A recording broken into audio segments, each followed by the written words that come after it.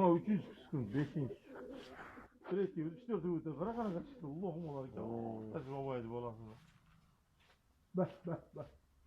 Garbat dedim, ne kıldınız le? Biri var yaradım. Rişat'ta. Zalavat kavga. Aralda. Bir bakalım Rişat bir bilmiyorum. Bak.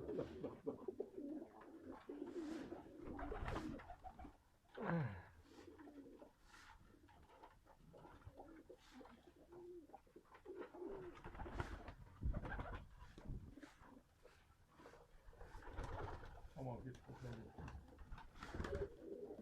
Buna взрослый boğuşur la Çinli. Pastara dua görüyor musun? Kalat eken de böyle. Falan şekilde.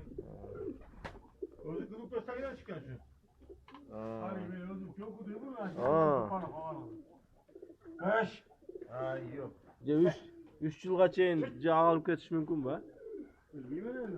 Özü kırık göstergen çıkan. Hoş.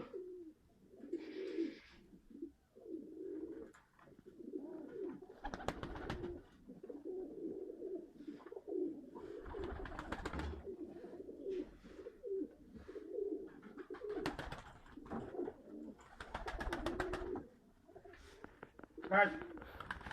Hadi emriler. Hiç. Hiç mi olmaz?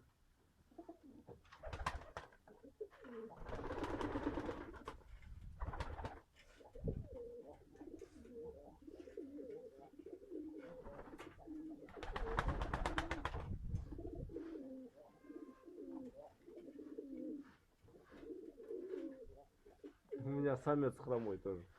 Кызыл тоже. Пальчиктерimi basıyor. Kıyır işte. Ve kime veriyor? De vardı ben ne yapacağım? Кто забрал, не помню. Hayır забрал, по-моему. Oşa kendi anda. Çat. Ya topuklarımı tutuyor. Tek 100 liradan mı? Ama tık duruyor. Tek 100 liradan. Tek oşa taktalara konğunda kişiler problem var. Samka çıkarttı oşa etti ona ha? Ah mı? Ah ha. Samka o. Kanatları kızıl. Onun balası da.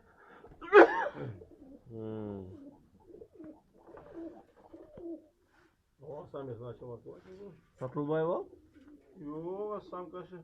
Neredekiler satılbay mı var? Yo ne yapayım topa yapan beni. Bir de bu samka.